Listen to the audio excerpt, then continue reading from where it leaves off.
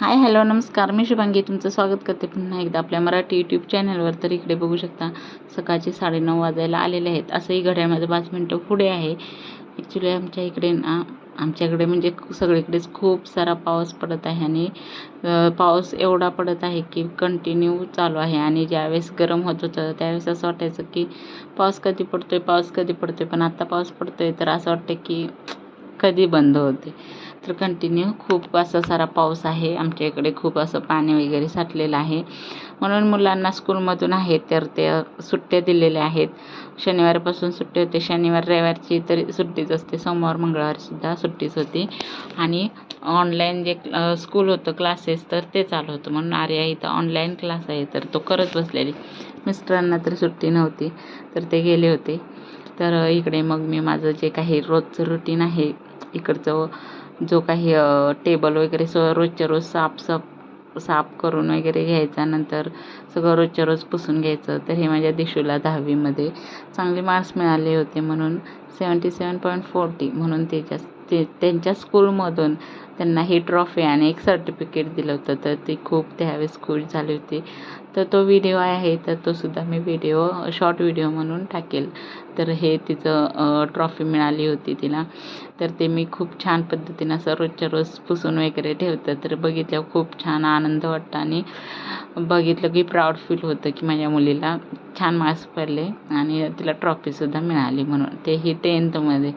तर इकडे मी टेबल वगैरे सगळा स्वच्छ पुसून घेतला. सगळं तिथलं व्यवस्थित लावून वगैरे घेतलं. तर आता इकडे मी हे 2 कपाट आहेत तर ते पुसून घेते. आता काय होते, धूळ आहे ना तर ती चिटकून बसते कपाटांना वगैरे, असे उडत नाही जास्त.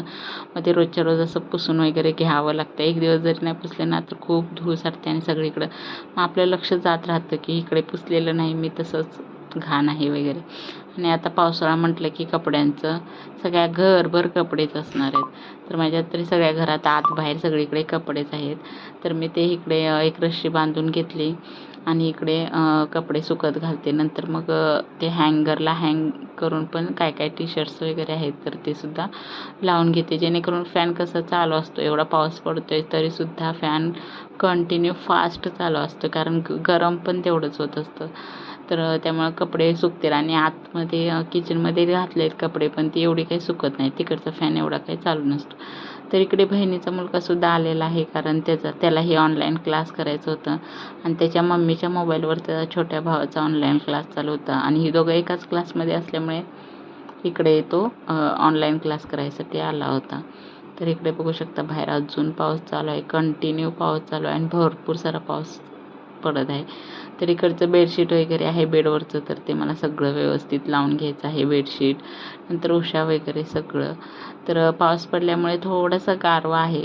म्हणजे जेवढं उन्हाळ्यात गरम होत होतं तेवढं तर नाही, थोडा आहे गारवा. पण छान वाटते. पण पाऊस एवढा पडला की आता असं वाटतंय बस झालं, खूप झाला पाऊस. कारण काही काहींच्या आमच्या इकडून थोडं खाली जे राहतात ना त्यांच्या घरात पाणी वगैरे सुद्धा गेलेलं आहे. तर इकडे मी शांत असे बसलेले आहे, बाहेर पाऊस बघत बसलेले आहे. थोडा वेळ असं शांत बसले की बरं वाटतं मनाला. रोज ते उठा, घाई गडबड करा, डब्बा करा, झाडलोट करा, सगळं आवरावर करा. आणि पाऊस पडते तर बाहेर असं छान वाटते. तर इकडं दिशाचं अजून अंघोळ झाली नव्हती तर दिशासाठी गरम पाणी, आता गरम पाण्याने सगळे अंघोळ करतायत. आम्ही चौघंही, कारण थंडी पण सकाळचं पाणी ॲक्च्युली ना ते खूप थंड असतं त्यामुळे अंगावर घ्यायला नको वाटतं. तर इकडे मी पाणी गरम करत ठेवलं, दूध गरम करत ठेवलेलं आहे. आणि इकडं जी चपाती भाजी तरी माझी झालीच होती तर भाजी आहे तर ती मी काढून घेते. आणि सगळे भांडे वगैरे आहेत तर ते स्वच्छ क्लीन करून घासून धुवून करून घ्यायचे आहेत. तर बाहेर बघू शकता खूप सारं वारासुद्धा सुटलेला आहे. आणि 2-3 दिवस स्कूलला सुट्टी होती त्यामुळे मुलं तरी घरीच होती. तर इकडं सगळं मी आहे तर ते सगळं भाजी वगैरे काढून घेतलं. तर इकडचं किचन ओटा आहे तर तो मी स्वच्छ असं पुसून घेते. पण इथं आहे ना खूप दिवस झालं मी इकडचा हा कोपरा आहे जो मिक्सर वगैरे ठेवतो तर तो स्वच्छ केला नव्हता. म्हणून मी ते पुसायला घेतलं. पण म्हटलं की नको, ते सगळे जी जाळे आहे ना म्हणजे जे आपण ठेवलेलं आहे मिक्सर वगैरे ते सगळं काढू, स्वच्छ धुवून वगैरे पुसून घेऊ आणि नंतर व्यवस्थित लावून घेऊ. रोज साफसफाई एकदम करण्यापेक्षा अशी थोडी थोडी आठवड्यातून वगैरे 4-5 दिवसातून एकदा एक असं कॉर्नर साफ केला, स्वच्छ धुवून पुसून ठेवला तर छान वाटतं बघायला आणि जास्त लोडसुद्धा येत नाही. म्हणून मी तिथलं सगळं काढून ठेवलं आणि तिकडचं ही जाळी आहे ना, तर ती सगळी स्वच्छ धुवून वगैरे म्हटलं त्याच्या खालचं पुसून वगैरे सगळं स्वच्छ मग धुवून वगैरे ठेवून देते. कारण इकडे सुद्धा खूप सारी अशी धूळ आहे तर ती साठली होती. एक 15 दिवस किंवा एक महिनाभर जर नाही ना तुम्ही इथलं स्वच्छ केलं, पुसलं तर लगेच धूळ वगैरे साठून राहते आणि लगेच तिथे असे एकदम धूळ बसून असं वाटतं की खूप दिवस झालं साफसफाईच नाही केली. तर मग मी इथलं सगळं स्वच्छ आहे तर ते पुसून आधी घेतलं. नंतर ती जाळी वगैरे आहे तर ती स्वच्छ धुवून घेते आणि नंतर ते डबे आहेत ते रोजचे लागणारे बिस्किट वगैरे आहेत तर ते मी तिथं ठेवत असते. तर इकडे आता जाळी आहे तर ती धुवून घेते आधी आणि नंतर मग ते मिक्सर वगैरे सगळा स्वच्छ असा पुसून घेते. असं हे मिक्सर कसं मसाला किंवा वाटला, शेंगदाणे वाटले किंवा इडलीचं पीठ वगैरे वाटलं, काय वाटलं तर मी असं हे हात फिरवून घेतच असते. जसं मसाला झाला की मग किंवा शेंगदाण्याचं कूट वगैरे केलं की लगेचच मी हात वगैरे असा फिरवून घेत असते मिक्सर वरून. त्यामुळे जास्त काही असं घाण होत नाही मिक्सर. तो कायम असा हात फिरवतच असते मी, त्यामुळे जास्त काही असं खराब होत नाही. तर आत्तासुद्धा मग मी ही जाळी आहे तर ती धुवून वगैरे स्वच्छ घेतली आणि आता मिक्सर आहे तर तो सुद्धा स्वच्छ असा कपड्यानं आहे तर तो पुसून घेते.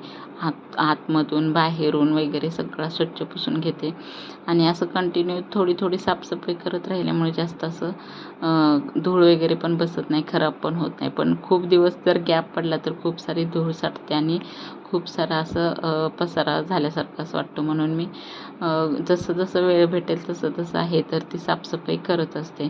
तर इकडं सगळं ती जाळी वगैरे धुवून ठेवली, मिक्सर वगैरे सगळा स्वच्छ पुसून घेतला.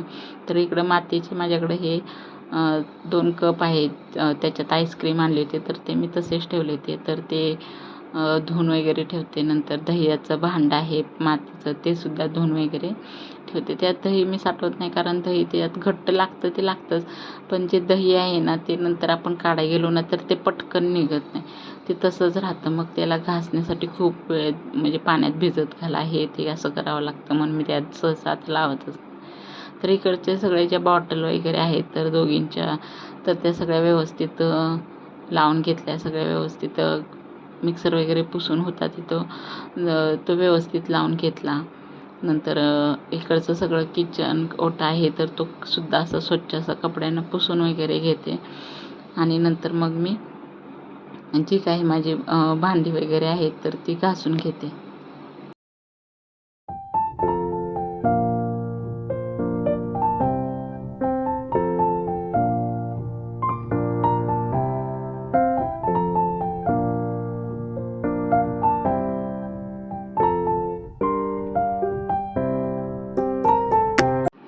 तर दिशेला पाणी आहे ते आंघोळीला दिलेलं आहे. तर आता इकडचं बघू शकता फ्रीज मी मागच्याच आठवड्यात सगळं स्वच्छ पुसून वरतून नंतर आतमधून वगैरे सगळं स्वच्छ केलं होतं तरीसुद्धा धूळ बसलेलीच आहे.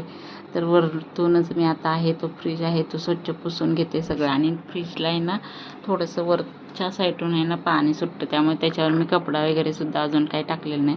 कारण कपडा टाकला की अजून पाणी सुटेल म्हणून मी काहीच टाकलेलं नाही. तर फ्रीज आहे तो स्वच्छ पुसून वगैरे घेतला. तर आता मी इथे सगळी भांडी आहेत तर ती स्वच्छ अशी घासून धुवून वगैरे घेते आणि किचन ओटा आहे तर तो मी क्लीन करून घेते.